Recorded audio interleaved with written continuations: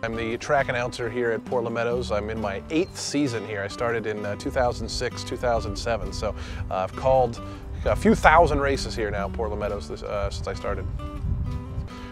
Things I like best about my job, first of all, I love kind of being in my own little world up there on the announcer's booth. I mean, there's only a few of us up there on the roof, and so we get this amazing perspective of what's going on down below, and especially on busy days like Portland Mile Day or Oregon Championship Day, there'll be just thousands of people down here roaming around and all this buzz and noise, and then kind of up where we're at, it's kind of nice and quiet and surreal, but absolutely one of the coolest things is on a day like Portland Mile when the horses turn for home and I start to pick up my voice a little bit and get a little more excited, and they start getting more excited, and just that crescendo build up to the end of the race.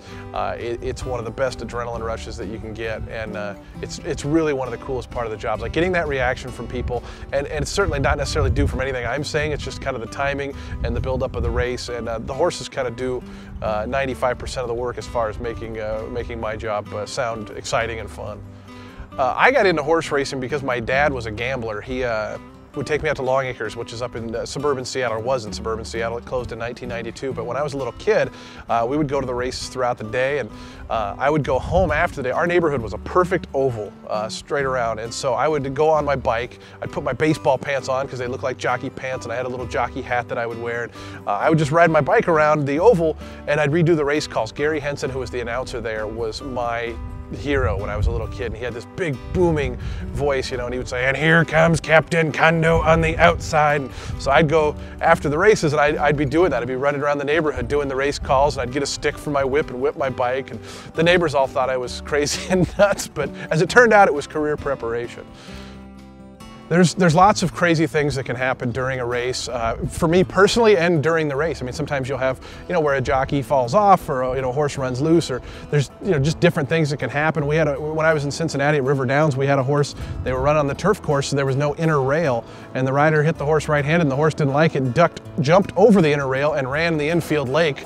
The horse was fine, but I mean, just little things like that can happen all the time. I've had times here, I have real strong anxiety, and I've had times where during the middle of a race, I'm just freaking out for whatever reason in general, and I've had to sit down real quick and call the race off the TV, or from sitting down, or just goofy things like that happen. Or one time I got a leg cramp during a race, and sitting there on one foot calling the race. I mean, there's all sorts of crazy things that can happen, not just, like I said, not just during the race, but just upstairs. I mean, sometimes I've had people where the lady at the front desk will send a phone call up during the race, or I've had my mom call during the race and I left my cell phone on, and there's a million little things that can happen. It's never, it seems like I never show up here and things just go as they should, but that's kind of what makes it fun too. I mean, I think I always thought that it could get repetitive after years and years of doing it, but it really doesn't feel like that. It feels like every day is kind of a new fun adventure, and the part I love most about it is it's a craft, and it's something I get to work on and hopefully try to make better. I mean,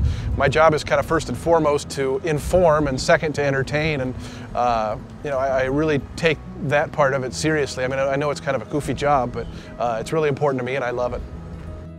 I dropped out of law school because I hated it, and I wanted to have a job that I thought was fun and that I liked, and I liked horse racing, so I decided to, I got a job at Emerald Downs in 2004 working as a media assistant doing stories, and I got to be friends with Robert Geller, who's the announcer up there, and when we didn't have anything going on, I would go sneak over into the suites up there with a little recorder and some binoculars that I'd gotten, and I would just practice announcing the races. And I made a tape of that and gave it to Robert, and he was just so encouraging and was like, "You need to keep practicing and keep doing this." And I always have thanked him for that, because his encouragement really kind of made me think, well, maybe I could do this. And so I would come down here when the season started here at Portland Meadows, and I would just sit right up on the roof next to the announcer's booth and practice calling into my little headset, and I'd listen back and try to critique and see what I could do better. And Mike O'Brien, who was the announcer at the time, was amazingly supportive. Dwayne Usick, who was the GM, was amazingly supportive. Patrick Harrison, they were all really, they didn't ever tell me to go away. They just kind of let me do it, go up there and do it.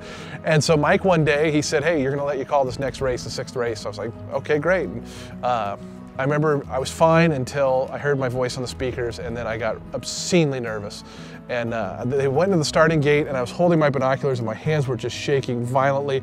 So I pinned my arm against the windowsill to try to hold it, you know, steady. And I remember that they started the race, and I was going fine, and I totally forgot to breathe because I was so nervous. So by the time they're on the turn, I was running out of air, and here's so-and-so.